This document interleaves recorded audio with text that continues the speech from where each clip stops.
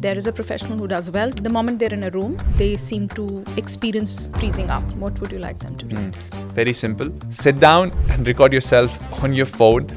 Talk about any random topic. Go to ChatGPT, give me 10 random topics. Take 30 seconds to think and then... Shiv Bhardwaj, a communication and confidence coach who has trained thousands of professionals across Australia and India after knocking on over 8,000 doors in his early sales career. Today, he works with professionals to help them speak with clarity, presence, and conviction. Now it's about the delivery of it, so you can make the other person know your content too. The biggest thing with public speaking in general is that how do I make the audience listen to this incredibly important piece of information that I have? I like that. And sometimes what happens is if you're not prepared, if you don't know the content, you are standing on a stage and you're like, what is the next word? Only a prepared speaker deserves to be a confident one. Wow. Shiv, I'm really glad you're here. Thank you, Mira. I'm so excited to be here. It's such a wonderful feeling. Honestly, every time I get to do this, I just feel this wave of gratitude just sweeping my body, and I'm feeling that right now. So thank you so much for having me here. Deeply grateful for us being able to do this. And I want to jump to this part, which I found interesting right from the moment we had our conversation earlier. Mm-hmm. It hit me hard, the number. You knocked on 8,000. You knocked on over 8,000 doors in your early sales career. Mm-hmm. And I can imagine what may have gone through. But I'd love to ask, what is the internal belief about yourself that had to break for you to succeed at that job? I think the whole Shiv had to break for the new one to emerge during that experience. And I owe so much to those 2 years of me knocking on doors. So I grew up in Rohini, and then in 2019, I decided let's do my master's in Australia. So I moved there to study MCom at University of Sydney. First year in, never been out of country. First time staying away from my family. I'm feeling excited, I'm feeling pumped. And 2019 was great. But it was also the first year of me moving abroad and adjusting to everything. So I couldn't explore Australia. And Australia is a beautiful place. So in 2020, I was thinking, okay, second year, now I would have settled down, let's travel. And you know what happened? COVID happened. Everyone is now locked down. In 2021, when the restrictions started lifting and I have just graduated, I'm sitting on my desk thinking, what's a job that will help me get paid? But more importantly, help me explore and travel Australia. That's a powerful drive. Explore. And that's where I thought, wow, door-to-door sales is going to be the perfect fit. Every day, I don't have an office. The streets are my office. And I'll get to explore not just the places, but the people too. Yeah. Because Sydney in Australia is so multicultural that I'll have these conversations. So I said, sign me up. And that's how I got into the job. Now, I started knocking. The first 2 weeks went by, blink of an eye. And I still remember this vividly. Second week, on a Thursday at 10 a.m., my boss sat me down on a very similar structure. He had a very similar table, by the way, like this wooden one. I'll remember it vividly. He's sitting on the other side, and I'm thinking, I know where this is going to go. And I'm starting to feel very anxious. My feet are fidgeting below the table because I had zero sales in the first 2 weeks. And sales, as you know, is a very cutthroat profession. If you don't perform, here's the door. Next one's there. Yeah. So Callum, very kind person, but he did tell me that, hey Shiv, we know you're doing all the right things, but probably this job is not for you. Ouch. Right? Yeah. Yeah, it did hurt, but he was right about it. He gave me more time than most people would do for professions like this for 2 weeks. Now, I come home and I'm feeling shattered. I was like, this is my first full-time job in Australia, and I'm about to get I'm about to get fired. How I'm gonna tell this to my family? How I'm gonna survive? This is how I'm earning my bread.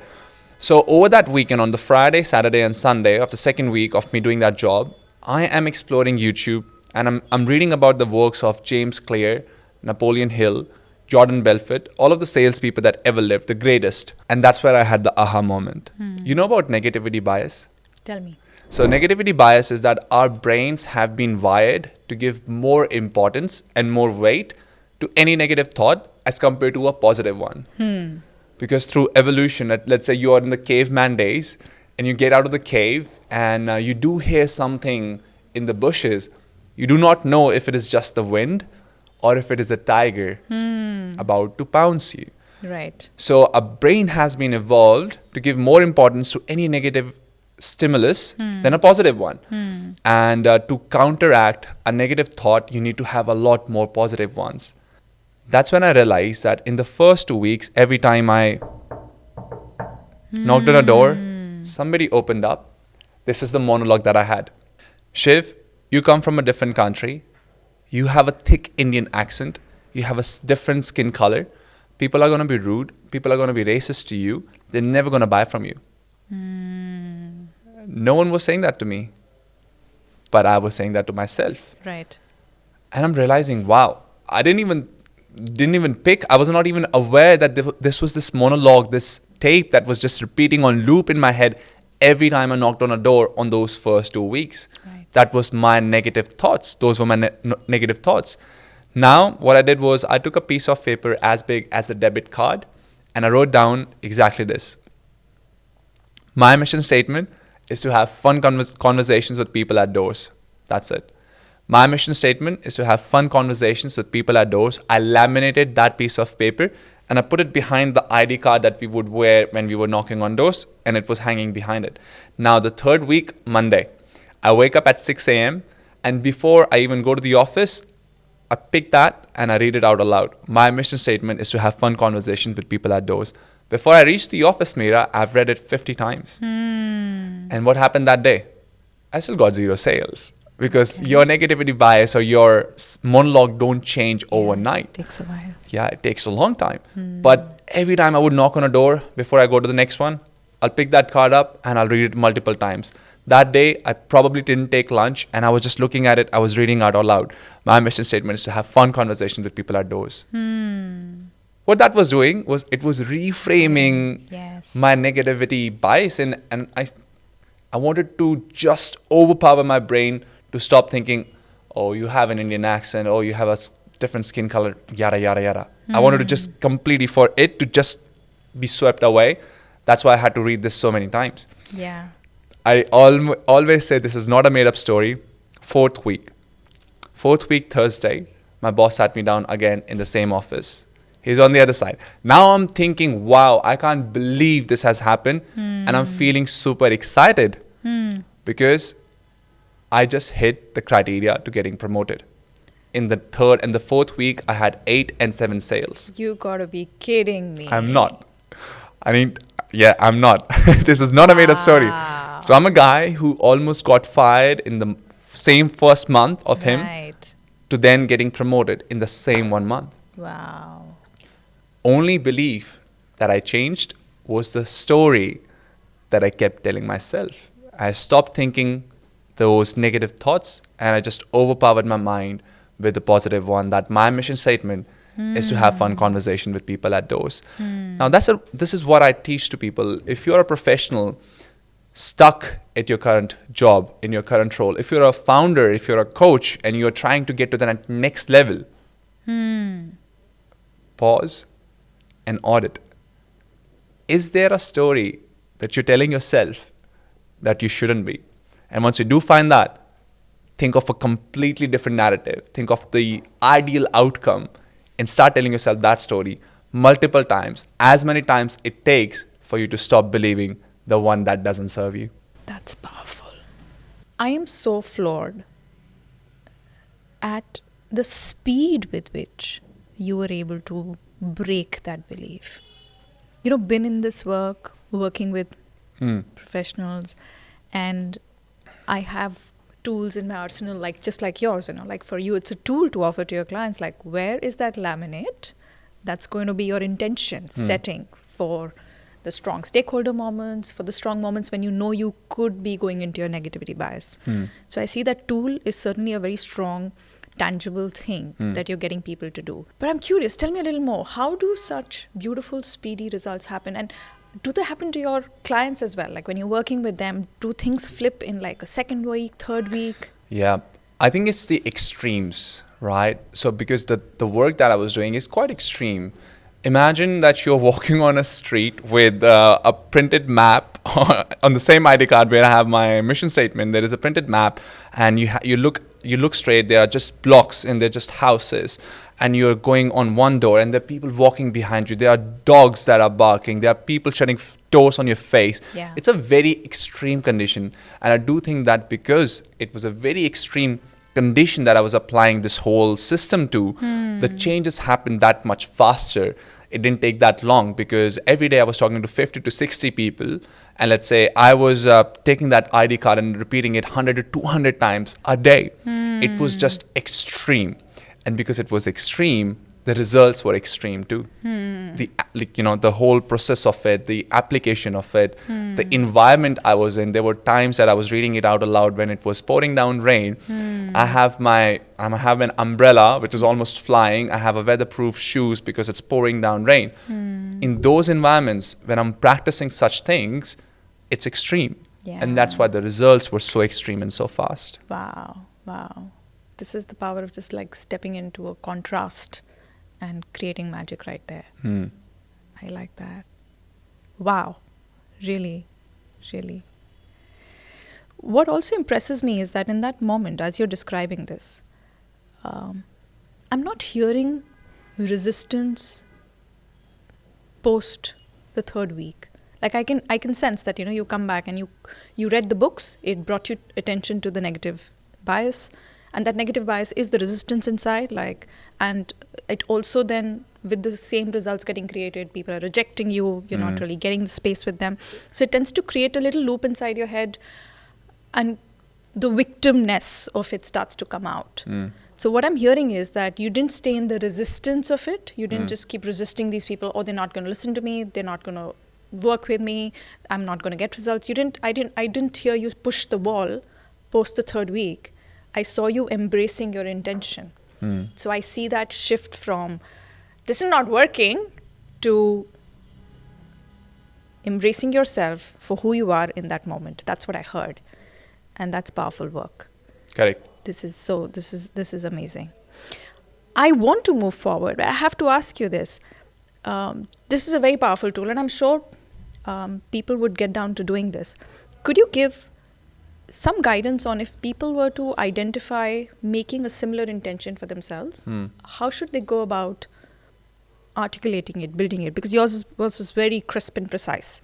So help match it to a dash situation. How would you guide them to write something? Could you give me a hypothetical scenario that your client might have asked in such a similar situation? Sure, absolutely. So let's consider there is a professional who does well, technically good at their work. The moment they're in a room, they seem to experience freezing up. And now they're wondering, how do I navigate the space? So just specifically as a tool of intention, so that they read this about 100 times before they walk into that room, what would you like them to do? There's so many nuances there, but at a very general level, I would say it's about that self-audit that they can do themselves if they're not working with the likes of us. That, okay, why do I freeze? And, for me, it was realizing that the reason I was not able to sell was because I was telling myself of all of those things. When you freeze, audit, pause, and think, what is the story I'm telling myself right now? Or before that, let's say you're just panicking for that meeting that is going to happen tomorrow already, right? At night prior. Why? You would always know. You would I'm panicking because I haven't prepared. I'm panicking because I don't think I have good English, probably, for an example. I'm panicking because there are going to be seniors in the room, and I don't know how to navigate that situation. I think when you just pause, in that moment when you're feeling nervous, anxious, you would have the answer. Why is that happening to you? And then you can find the opposite of it. Let's say if it is about your English, for an example, that I need to present in English and I don't know how to speak it, I would just say that my mission statement is that I have really good command over English. And that could be as simple as that. I have really good command over English. And it's not just about writing it, by the way. You need to apply the things as well. So every day, in the third and fourth week, when I had that shift, it wasn't that I was just reading it out aloud while sitting on a curb and not knocking on any door and it magically happened. Action needs to back up. I was still Yeah. knocking on doors, Yeah. probably working harder than I had in the first 2 weeks, because now I had a mission statement to have fun conversations. So similarly, if you write down, I have amazing English, or I have super command over English, then do your work. Do Duolingo before you go and practice, or talk to your teammates about it, practice it in front of them. But then that identity shift, that, okay, I do have good command, and you're backing that up by action, that's when the real magic would happen. So pick any 2 actions. I'm putting a little tangible number Yes, to it. yes. Pick any 2 actions that align with that intention that you set. Yes. So that you can hold yourself to account to making that intention come alive. Come alive. And you will know that intention by really self-auditing yourself. Self-awareness is the first step of fixing anything. So if you're not self-aware, you can't fix it. So if you become self-aware of why that is happening, then you can set the intention, then you can do this or many other tools to get that action or result. Yeah, yeah. Self-awareness has been quite a journey for me. I still am on it. How do you get people to see themselves? Like really see self-awareness, basics. How do you get people to see it? So I can talk it in the context of public speaking and communication skills that please. I teach. For that specific purpose, if someone doesn't even know their speaking habits, someone doesn't even know what is missing in the way they speak, that is not letting them connect with people, that is not letting them speak in front of 100 people and make everybody get on the edge of their seat. If they're not even aware of that, this is what I usually recommend them. Very simple. Do exactly this, what we're doing. Sit down and record yourself on your phone. Talk about any random topic. Go to ChatGPT, give me 10 random topics. What is my favorite food? What is the ideal destination to visit? Take 30 seconds to think. No longer than that. 30 seconds to think. Otherwise, you can prepare and it's not your natural speaking habit. 30 seconds to think on that topic and then speak candidly, impromptu for about 2 to 3 minutes, looking in that camera. Speak for 2 to 3 minutes at least. And then pause. Lovely. Stop that recording. Now, there are 3 ways you can watch that recording back that will help you get to that self-awareness levels. The first time you will watch that video back of you speaking would be that you will keep your phone upside down on a table and only listen to your voice. So now you're picking things like, am I too soft-spoken? I got you. Do I use a lot of filler words when I speak? Ums and ahs and likes and you-knows. Am I speaking at the same pace that is so monotonous that will put people to sleep, like my lecturer in my BBA? Right? So you're just listening to your audio, but your phone is down. Second time you watch it, now you put your phone on mute, and now you're watching yourself, your body language. Yes. What do I do with my body? Am I doing anything with my hands? Am I always fidgeting? Am I always rubbing my eyes? How does my face look? Am I showing any facial expressions? Or when I speak, I look so blank. Again, self-awareness. You can do this so easily, just recording yourself. And the third time you watch it, now you watch it with the audio and also look at yourself. Now you're finding the congruencies, that what I speak, does that match with my body language? When I'm talking about something very exciting, is my face showing that? Or is it just my voice showing that I'm so excited, but my face doesn't look that excited? Yes, I So get you're that. finding the congruencies and your voice and your body language are in sync. So this would be how someone can become self-aware from a purely perspective of their speaking habits, communication skills, presentation skills. The tools that you suggested, the path that you suggested, fit me under 2 words. One is to deliberately observe. So you've created the tool, the camera, the recording system as a tool to help you observe. And then once you've observed, you've noted these things, you are now to reflect. The reflection is, does this align with where I wish to head?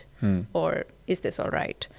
So observe and reflect is what you introduce them to, but you've given them a hard tool that they can't run away from. Something's coming to my mind is others could take on journaling.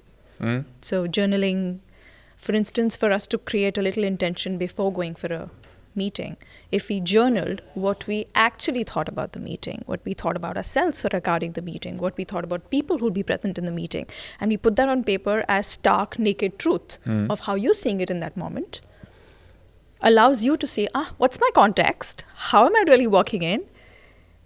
And then choosing, if that's what it is, does that align with what I want to create as an outcome in the room? Mm-hmm. So helping them observe their own written work or their thoughts on paper, and then choosing to reflect on, if I'd like to take it elsewhere, how would I choose to think? And learning that you could shift your way of thinking. I love that. I've been always trying to get into journaling, and I love to ask this question to you. Sure. The biggest struggle that I have with journaling is that where do I start? Do you usually recommend, is there a structure? Do you give cues? How to journal? I love that. Thank you. And how to be consistent at it? Yeah, I like that question, and I understand where it's coming from. So I've walked a few paths on this, and there are two that I highly recommend. One that's my super favorite that I have loved so much and share forward with a lot of my clients is there's this. So you've heard of the book Secret by Rhonda Byrne? In the same series, there's a book called Magic, and that is purely on the concept of gratitude. The outcome is it raises your vibrations to a place where you start to literally manifest the outcomes that you're looking for. Got it. What is the tool that we're using? Gratitude. What is an even more tangible, specific tool that we are using? Journaling. So that book has a full 30-day plan. Every single day, you're choosing a specific area of your life to be deeply grateful about. And your thoughts on paper need to be around why are you specifically grateful? What was the outcome? What are you looking to create? What is it that you feel just fell into your lap and gave you that sense of accomplishment, sense of success? The more you journal, that structure allows you to get used to thinking on paper. That's why I highly recommend people going on that. Think on paper. Think on paper, precisely. Yes. Like letting it all out rather than going in loops and circles with the same piece of information. In your head. In your head, precisely. Another one that's for relatively a more mature space is once you've felt the handheld experience is to then jump into free journaling. Free journaling tends to feel both restricting and liberating. And I'll quickly share how. 25 minutes, top 30 minutes, you, paper, pen, technology away, maybe a timepiece reminder to just tell you how much time has passed, but nothing to distract you, and literally just you and the paper and the pen. And now the pen doesn't leave the paper. You just write, and write.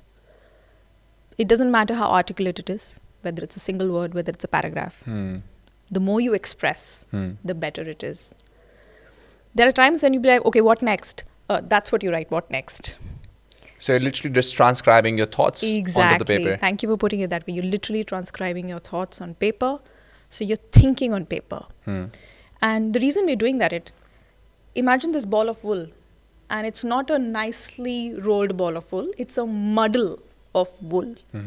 And then you're trying to untangle it. The way you think on paper is you untangling it. What's even more powerful is imagine those 30 minutes went by, you finished writing, and you can really take a deep breath now because you're done with it. Relief. And then you go back and you look through those pages. Maybe you write down 3, 4, however much came out. And then you're like underlining, I think that's something I'd like to action upon. Let's go deeper there. So it's beautiful when this free-spirited journaling happens. It's great when you're deeply upset. It's even amazing when you're joyful and you want to just direct it somewhere. So a beautiful place to strategize from, to reflect from, to grow from. But yeah, that's how I see journaling. I love that. Thanks for sharing that. I'm definitely going to try that. And what I also liked is when you said transcribe your thoughts, and it's that free flow. It could be sometimes you're thinking about business, and in the next 2 minutes, it has moved to your love life. In Bang the on. next 2 minutes, it has moved to that road trip that you have been wanting to do. Because that's how brain also works. We are always skipping thoughts. And then when you say you can go back and then highlight, so you're literally picking the things that you want to action, and you're helping yourself prioritize the things. I want to ask you this now. You work with professionals who are really good at their job. I see that you would also attract people who know their stuff. They are the masters of their work, their content, but they could still be feeling held back when they need to communicate their ideas. Sometimes it could be a one-on-one, sometimes it could be a room of 5, sometimes it could be a full-fledged stage. And I leave it to your discretion. How do you help them break that?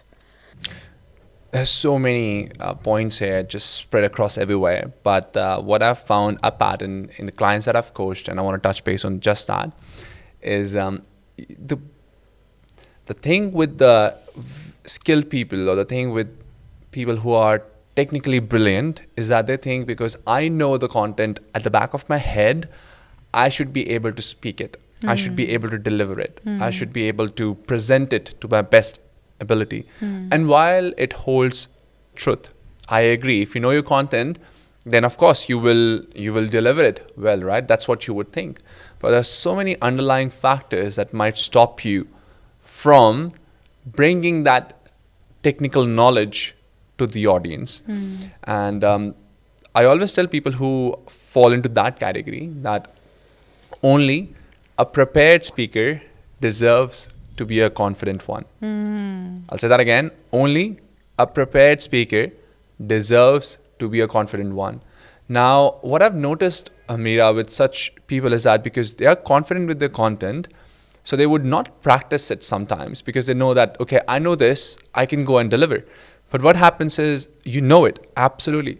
But what happens when there are 10 pair of eyes looking at you? It's a very different scenario as compared to you knowing your content inside and out.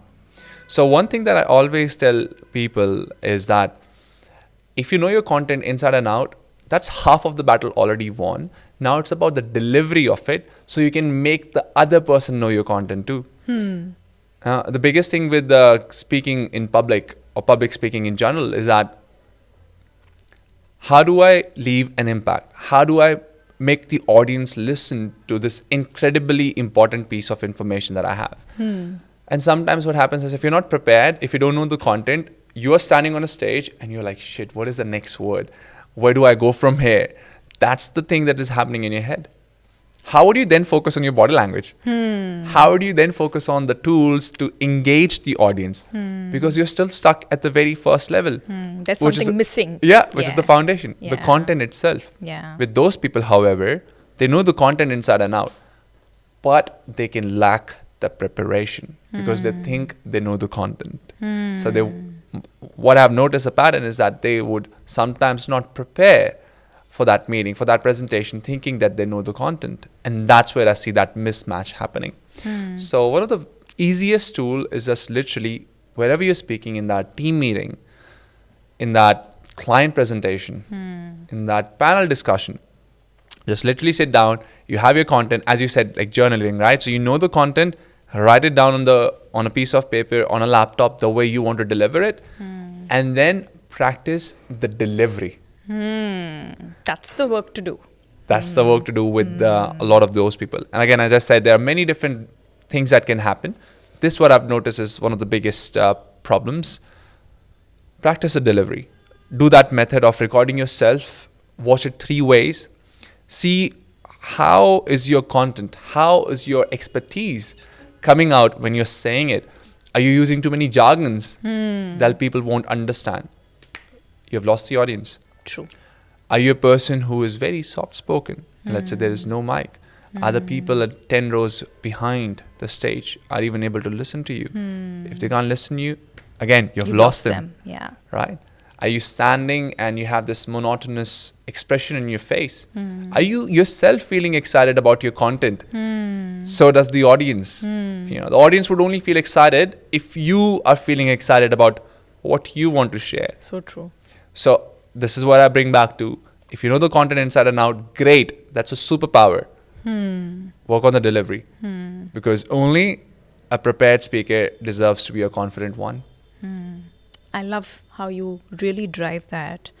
Only a prepared speaker deserves to be a confident one. Yeah. Did you stand? Did you stand in your room and you moved around? Did you take the pictures of the stage that you're presenting at? Did you visualize the audience in front of you? Did you think about the technical mishaps that could happen? The display not working? Your 1 hour meeting getting shrunk to half an hour? What do you do then? Right. Have you prepared for all of these? That's where the real confidence emerges, because then You go in there and you're like, if there are 100 things that can go wrong, or there are 100 different, moving pieces, I know 90 of them, and I know my content too. Right. Do this and see if you would freeze or not.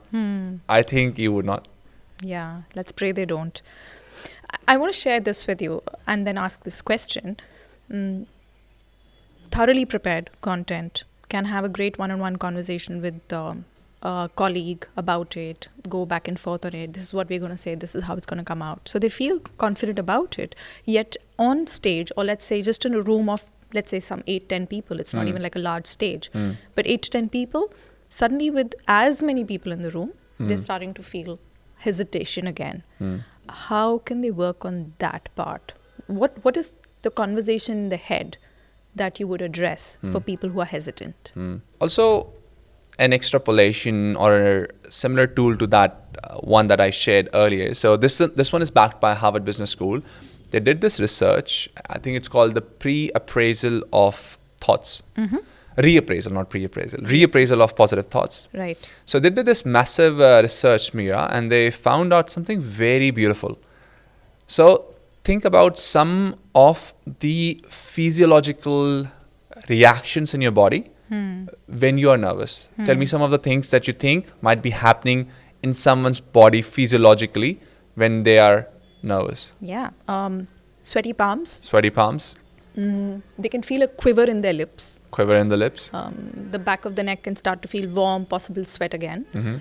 What about in the stomach? Yeah, it's butterflies. Butterflies in the stomach? Yes. What about the adrenaline? So there is a sense of, so adrenaline can be a strong word for a lot of us. What I mean to say is there's a little sense of breathlessness that, I can feel a heaviness on my chest, Yes. but I can't seem to act on it and I can't pin it and I don't quite know how to handle it. So that could be. Right, but breathless. I trust that it comes from the adrenaline rush that's happening inside. It's a fight and flight response in our body. Yes. And we start feeling restless. Yes. They found out that when we are truly excited about something, our body is triggering a lot of the same physiological reactions. Those butterflies in your stomach, when you're anticipating something truly exciting that is going to happen in your life, the adrenaline is rising up when you're excited too. So body physiologically is reacting the same way to these two emotions. And they got this one group to say that I am so excited about this presentation that is going to happen, even if they were not. And they found out that the group who said, I'm so excited to be doing this workshop, to be doing this podcast, to be doing this interview, performed significantly better than the one that did not. So one of the easiest way I tell people to help them is that take a piece of paper and a pen and write down this statement. I am so excited for tomorrow's presentation. Or if it is today, I'm so excited for the presentation I'm about to give in front of the 100 people that are sitting in that room. Make it a bit more detailed. Write it down many times. But the real magic happens, I believe, is when you read it out aloud. Why? It's because, as you were saying, if you're thinking about your preparation in your head, it's just in your head. So if you think, I'm so excited for this podcast, I'm thinking it right now. It's not that powerful. I get you. But if I write it down and I read it out aloud now, there are 4 senses that are involved. Let's count them. The first one is your touch. Take a piece of paper or a pen, you take your phone, you take your laptop, you're touching something. Touch. Second, when you write it, type it, visual. You can see that in front of you. When you read it out aloud, you have engaged your voice. And what happens after that? You can also hear your own voice. So the auditory. So now there are 4 senses. Yeah, it's full alignment. Full alignment, and a lot more powerful than just in your head. So yes. that's what I recommend everybody to do before they do anything that might make them feel nervous. Reframe that energy. And I'll tell you this one time I was sitting in a massive auditorium in University of Sydney, and on the panel was this Olympic athlete from Sydney, and she was sharing something very beautiful. So I wanted to ask her a few more questions. So after everybody left, I stayed around and I asked her, hey, when you practice, you practice in probably not in front of 1,000 people or tens and thousands of people that are in the auditorium in an real Olympic game. So when you're preparing, there's no one around you. But when you're performing, there are so many people around you that might make you feel nervous. Yes. This is what she said. Yes, and I love it. Because I can then use all of that extra energy in my body and I can channel it to have better performance. She was talking about the physiological body reaction, right? Like the adrenaline in our body, the energy rising up because of feeling nervous that there are so many people around us. Right. But if you can channel it. That's deliberate and so powerful. So that's exactly what you should do. True. So true. So true. And this thing that we did off camera is something that a lot of people can actually do even backstage before they even walk into a regular board presentation. They could create that sense of camaraderie, that sense of excitement with their colleagues. Some of us can be a little distant about it. Sometimes playing from that conversation of, I don't want to show my cards, or I don't want to really give how I'm feeling. I understand where that may be coming from. But I see the power of this excitement that's shared. It's not just in your head, it's not just in your body. You're not the only one who's living and enjoying it. You just suddenly took up the responsibility of, let me bring everybody in, because it's not just me feeding their energy, but vice versa, and let's see how to build this. Right. So shared excitement could also really take your game to the whole next level. And I hear that it allows you to feel allies in the room instead of feeling judged by those present. 100%. You know, they do, of course, have those allies for preparation, possibly if they're doing work together. But if they really create shared excitement, you've really taken your allyship to the whole next level. This was really useful, what you just shared, Shiv. And so I want to now take this to a more specific place. You've shared this tool of an intention. You've shared this tool of record yourself, observe and reflect. You've also shared this tool of speak your intention aloud. So I see how powerful this is for people to actually start working on. Now, my question is, how does someone shift from, I hope I don't mess this up, to, I belong in this room?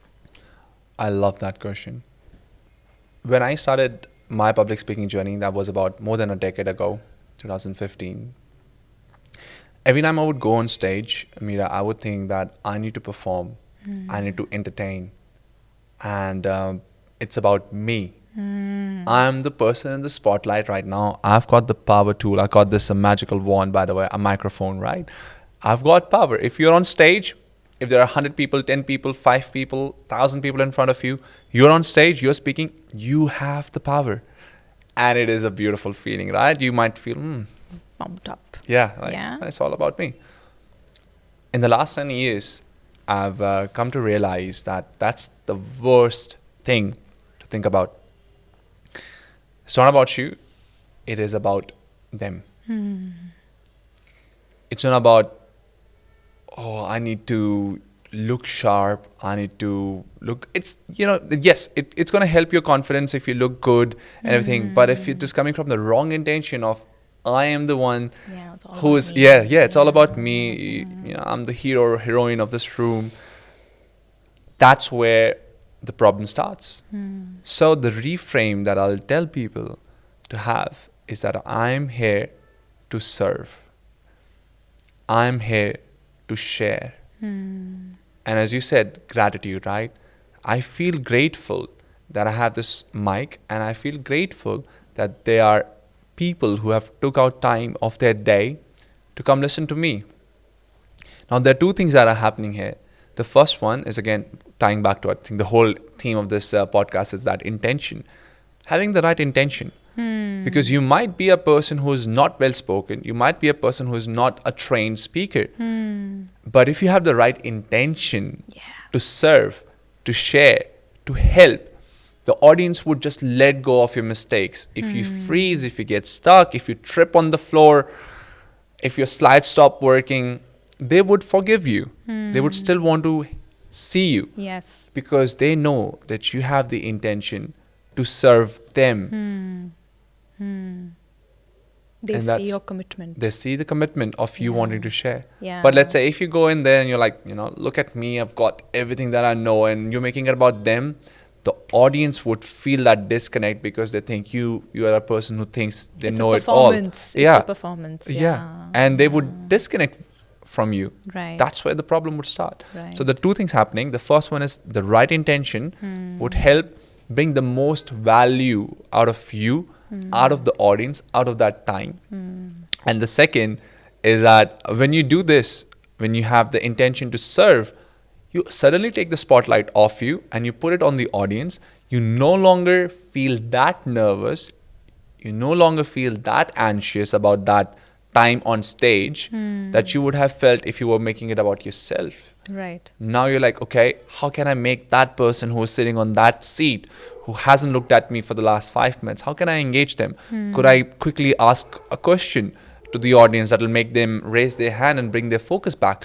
Because what I'm sharing is super important and I'm feeling excited about this content that I have for them. It is going to genuinely help them. Right. And I have a responsibility for them to learn what I have to share because it's going to help them. So when you have this intention, it just changes the way you feel about yourself, Right. but also the audience Yeah. and that whole, the whole stage. Yeah. Yeah. I so believe in what you shared about setting an intention that aligns with how are you serving people, what is the impact, what are they going to think, what are they going to do, not about you, but about the message. What are they going to act upon once this is through? So do you see that with professionals who are like, yeah, I did that, I gave it my best, but the outcome doesn't say so? How do you help them? So I'll share something that I learned during door-to-door sales that can directly just be plugged here. I do think even I sometimes get into that. So let's say I deliver a workshop and I have high expectations out of me that I want to make sure. So I have things like, one of the things that I have is I would make everybody get up from their seats at least 4 to 5 times during my workshop to do certain activities. That's one of my benchmarks. And if I'm unable to do that for any reason, then I might think, Shiv, you had this KPI and you did not hit that. Not so much because of I wanted to do this, but because I think that the learning would have been better if I was able to achieve that. Right. This is what I have learned from one of my mentors. He said that because we're talking about speakers specifically, on that day, whenever you have delivered, if you did a good thing or if you did a bad thing, just feel grateful that you were able to do that thing. Doesn't matter good or bad, you were able to do that thing. You feel grateful for that. The next day is when you watch that recording back. I record everything, all of my workshops, Nice. the entire thing, and then I watch them back. That's when I'm revising and thinking what can be improved. But the skill that I learned in door-to-door sales is that not all doors would say yes, right? Not all. Let's say even if I had a great conversation with that door, at the very end of my pitch, I was laughing with them. They were showing interest. I was like, yes, I've got this. At the end, they go, you know what? I'll do this next day. I'll do this next time. Closed. If I beat myself up for it, and I know there are 30 more doors to go, and if I carry that energy to the next 30 doors, Lost momentum. Yeah. absolutely lost momentum. I would not be able to sell to any of those 30 doors. Yeah. Going back to this, if you did have that moment that you think, I did not do a good job, I could have done better for any reason, okay, is there a lesson there? Let's learn that. But there are 30 more opportunities out there. What about them? If I carry this guilt, if I carry this, I could have done this. When you're on stage next time, if you're thinking of that, it is going to impact and it's going to happen again. So to summarize, that's a very spread out answer. First, on that day, when you deliver that, it could be a speech, it could be an interview, it could be anything that did not go as planned, but you were hoping it would do. Just feel grateful that it did happen. Life is long. It's not the only last time. You haven't done something that is gonna catastrophically destroy your life. Then it's fine. There are many more doors to knock. There are many more shots to be taken. That's the first mindset that I would have. And then second is there a lesson there? Can I actually learn something here? There is. Okay. How can I do something different next time? That's how I would approach it. What I'm hearing is, if you're in the long game, if you're in it for the long game, you would certainly confront that voice. You would confront this criticism that shows up. Many times. Yeah. And you would deliberately switch to thoughts of gratitude, and you would deliberately switch to registering the lessons that came from it. That is what allows you to switch to a brighter energy, a more encouraging personal space, so that you're able to keep your momentum and go the long way. Okay. Now, I know that you're really good at mental models, and I'm hoping I can, for our audience and our listeners, really extract those for them. So, what is one communication habit that instantly elevates how someone is perceived in a leadership space? How do you think you can equip somebody with just one or two communication habits? I'll just tell one. Okay. Every time we think about communication, every time someone says, I want to be a better communicator, everybody wants to be a better speaker. What is being often overlooked is being on the other end, is being a good listener. And that's something that I have been working on as a speaker. My vice is that I love speaking, and people often have to stop me from speaking. I love speaking, and that's one thing I'm working on myself, is holding space for others to speak and for me to listen. Listen actively, listen passionately, listen with curiosity, listen with excitement. So I think that's one thing that often is overlooked when people want to be a better communicator. And that's one thing that I believe all of us could use more of. And it ties back to empathy as well. When you have that empathy, you would want to learn about the other person and not just share about yourself. Mira, I want to learn about your story. You told me so many beautiful things about growing up in so many different places. 13 schools, I think you said. About that, yeah. 30 schools in 15 years of education. Yes. That's 9 schools in 15 years of education. 9 schools in 15 years. That's a lot of schools to change. For me, just knowing someone's story is so powerful because there's so many things I could learn from them. So I'm listening with curiosity. I'm listening with passion. And that's one thing that I think just changes everything. Because we can't all be speakers. Then who's going to listen? I agree. We need the audience. Yeah. Are you all just speaking over each other? No, we also have to listen. And there's a beautiful thing that I forgot who said, but they said there is a reason why we have 2 ears and 1 mouth. It's to amplify what you really need to do more. Yeah. And there are a few ways you could listen more passionately. There are a few ways you can. I sometimes have noticed that people are good listeners, but the speaker might not be able to pick it. And if they can't pick it, then you're also not doing a good service. So when I say, let's say about speaking, we're talking about delivery, right? It's so important. It's not just the content, but the delivery of your speech that also matters. Similarly, if you're a listener, there are a few things you should be doing to become a better listener. The first one is very simple.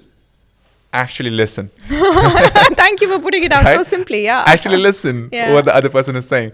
Don't be in your fairy tales when someone is speaking and you're like, yeah. But you're thinking about that vada pav you're going to have in 2 days. Actually listen. Make that person feel heard, seen and valued. And if I talk about a few tools, if you go into the technicalities, you're a great listener. Things that you do with your face. You raise your eyebrow when I'm speaking something. The feedback that we give to the speaker. Non-verbal feedback, right? Yeah. You're giving it all the time. When I'm speaking throughout this podcast, not once I have felt that you're not listening to me. Because you're making sure that when I'm speaking, your face is showing that you're listening to me.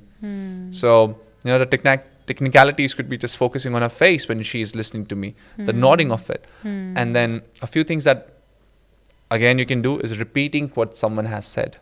Rephrasing it like what you just did. Because that's powerful too. Yes. It gives us the opportunity to reflect on what the person just said. And it lets the other person know actually that they are listening too. And a funny thing about eye contact, it's a thing that comes up a lot of times when I'm teaching clients. What to do with eye contact if you're nervous, if you're an introvert? Yeah. Is eye contact important? If I'm listening to you, can you just say something? Just speak something for a while? Sure. So, Shiv, you were speaking about how when we listen better, we are even better communicators. Tell us more. Yeah. So you might have met people that are actually listening, but they're looking at the ground, they're looking at the ceiling. They might be listening.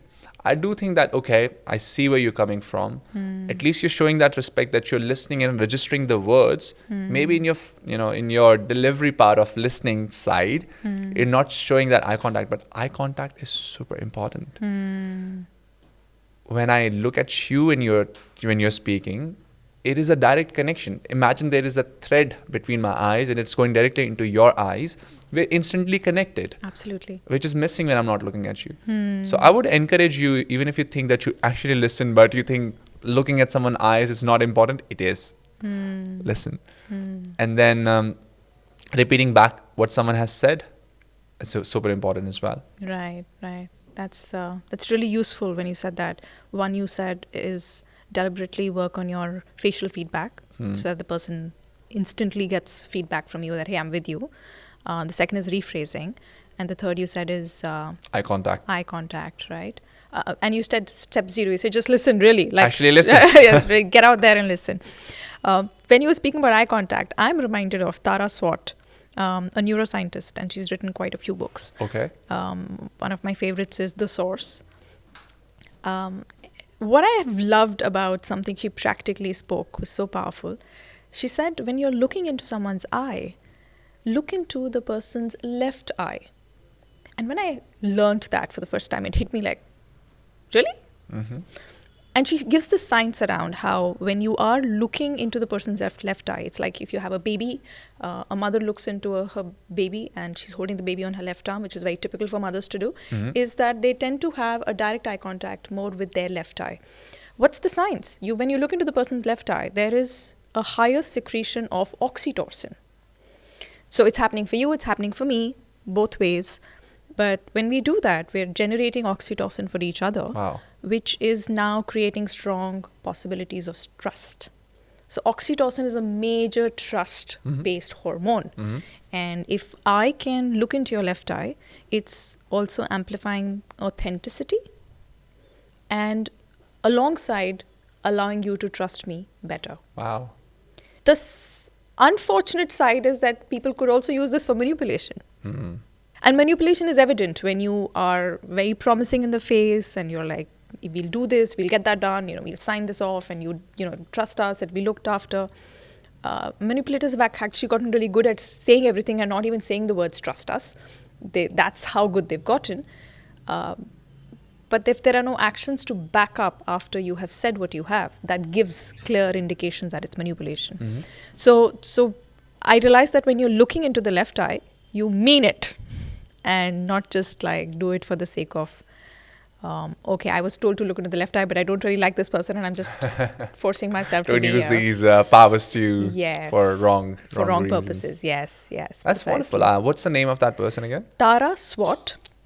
She's an Indian based internationally and neuroscientist, done some extensive work, walked the pharmacology as well as the extensive science of it. Cool. I'll look yes, she's really good. Inshallah, she shall come to our podcast one day. Absolutely, you should. Yes, that's how. Okay, I'm going to jump to this next. Shiv, I'm enjoying what you're sharing with us, and I'm sure there's a lot of value that our audience is already picking up on. You've lived this experience from fighting your own battles of expressing yourself to now enabling others to express themselves. What are you building next? In the last couple of years, I've come to realize that I have the strong purpose of helping other Shivs.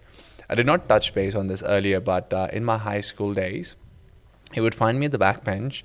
I only had one friend. I had zero to no social life. And if the teacher asked me to go on stage and go into the front of the classroom and speak, I would just panic. And it has taken me the last decade or more to come to this place where I teach. And a bigger purpose or reason I do this is because I really take that as a responsibility that there might be more Shivs around who have beautiful songs in them to share with the world, but there's something stopping them, and I want to help them.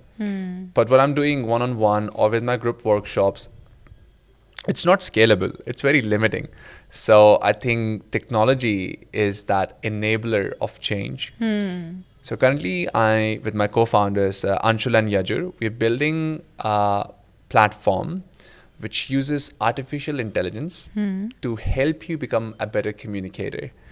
So imagine this: if you were able to record your talk, record your pitch on your phone, and you upload it to a platform, and it gives you feedback on 30 plus presentation signals, things like your facial expressions, your gaze that we were talking about, your hand gestures, your voice, your filler words, and many others. And then you become self-aware, of these are things I need to improve. Right. And then it really just lays out a plan for you to how to improve it. So imagine a speaking coach, a communications coach, but in your pocket. Right. So that's what we are building. It's called PerfectPitch. Right now, we're going to be opening it for beta test pretty soon. And I am just so pumped. This is where most of my energy and focus is going to go in 2026, because I really think this technology is where we would be able to scale the impact that we can create to many more Shivs. This is deeply useful. And even though the beta version is coming out, walk me a little through what would a diagnosis look like and what would a prescribed path would look like. Yep. Okay. So as I told you in the beginning, if you ask me what's the one thing that I would recommend someone to become self-aware is to record them. But let's say if you're not trained, you don't even know what you're looking for and you don't know what you don't know. So the first thing is, let's say you record yourself, you put it on anywhere and you talk about something. It could be a random topic if you just want to improve. There is a video. You can either record it or you can talk live on the camera in your phone, in your laptop, and then it analyzes, as I was saying, those 30 plus signals. So below you will get marks out of 10 in a lot of those 30 plus signals. And then based on the one that you need the most work in, let's say you're the weakest in your pace. It is very monotonous and you only speak at this tone for the next 3 minutes. You only spoke like this. And we know that if you want to be a dynamic speaker, you do not speak at the same similar pace. It tells you that you made this mistake. Now, let's say if you were working with me or the likes of Mira, and then we're teaching you, these are the things that you need to do to vary your pace. It will have the same exercises for you to do daily to actually change the pace. Nice. And actually implement. And then once you have worked on that, what's the next skill? What's the next thing that you want to work on? We'll create a module, exercises for you to work on that. And it is for founders, it is for professionals, it is for students, multiple use cases. For a founder, when they're pitching their business idea in front of an investor, you can't really risk doing something not properly. That will help you get practice in. We know it's not just the business, but also the delivery. You have seen, pitches in Shark Tanks. Pitchers who were really good with the delivery were able to engage every shark, and they had more interest. Not saying that's the only thing, but a very important thing. For a professional, if you're at a manager or a director level and you're doing these team meetings and you need to hold a room together and it's really tied to your leadership position, how do you work on your delivery to get better? If you're a student, interview is a big part, then we have an interview section in there as well. The future looks like we want to create this for content creators as well. For if you want to start creating content, you're afraid of camera, I'm going to plug that too. So I'm just so excited. I think this is going to be a game changer. More power to you, more power to the product and to the transformation that's going to happen. Thank you. I am very biased towards scalability that also allows the human touch. Does that anywhere come in when 100%. I love that you brought this in. So what we're building is not to substitute the real experiences. It is a training tool for you to have better real experiences. It's a training tool. I like that. Okay. Yeah, it's a training tool. That's exactly what it is. No matter how many times you practice in front of a camera and you put it in a platform, but if you never go and practice in front of an audience, nothing is going to change. You need that real human experience. You need real human eyes to be looking at you, to feel those things in your body and to implement the things you have learned in a tool. So I don't think it's replacing it. It's a training tool. It's enabling it. Enabling it. That makes so much sense. So I see now that tool gets plugged into a journey. And for instance, if somebody is running Toastmasters in their organization or in a setup, they could bring up this tool and say, hey, go sign up for this. You want to be exercising, walking through these paths, and then when you show up for your next one, you'll be so much more. Like you would have passed a certain level, A grade, and then be ready for speaking. So that's right. That's a good way to assess your own journey in how good a speaker you are. It can be very subjective. That's can be very very true. subjective. Yeah. This is deeply useful. Thank you, Mira. I would highly recommend our audience to look this up. We will leave the necessary details in the video embedded, and looking forward to seeing. Thank you. I'm looking forward to get your feedback on it too, because you'll be a great person to help us shape the product. Happy to. I have to now ask you this, Shiv. If someone listening feels invisible in rooms that matter, what would you want them to remember about themselves? Okay, I do not talk about this often. I think I should. So I've been living in Australia for the last 7 years, and only in the last few years I've come to a realization that it's really powerful to me, and I want to change the perception of our community and of Indians abroad. Let's say when I go and train people in Australia, I do this as a person of color who is in a different land and is training in his second language. And it's a responsibility for me to be visible in those spaces. The reason I want to be, and I push myself to be visible, so I have been featured in a few newspapers, some media publications, etc., etc. I do all these things. I do them also because when I am visible, there are more people of color, there are more people who are speaking English as a second language. When they see me doing all these feats, it helps them believe that they could be visible too, at any capacity and at any intensity. It could be being visible in a small workplace they're working at, where they might have been shy to not speak up, or it could be in a large multinational where there's someone at a director level, but they are like, no, this is not where I belong. Is that okay to take space? I take that as a personal responsibility that I need to be visible, and I'm doing everything that I can to have my face shown across more and more places in Australia, because then there are more people who look like me, who sound like me, and they see someone like them around. It gives them that hope and belief that they can do it too. So if you're a person who wants to know, like, why is it important, why can't I just be invisible? I think it can go a layer deeper than it's just being about yourself. It could be about the community, and it could be about the people like you. You can be that role model. You can be that hope, and not even hope. I would just say you can be someone that someone looks up to, and they go, if Shiv can do this, so can I. And I think that's why visibility is so important. Shiv, while your story is so inspiring, your personal experience is inspiring, I'm also hearing that a key purpose for all of us, literally all of us, is to contribute. To the collective. Yeah. And if you can be present to that purpose of contributing, you discover your own power in the process. So I heard you that this isn't about my environment is not right, it's not working for me, I'm not going to be accepted. You dimmed that voice, that volume, and you started to focus on what is the contribution that I am here to make. I'm going to sit with that. This conversation is around authenticity. What is the misunderstanding that leaders have about authenticity? Sometimes people think that being authentic means that you can be whoever you want or whoever you are everywhere.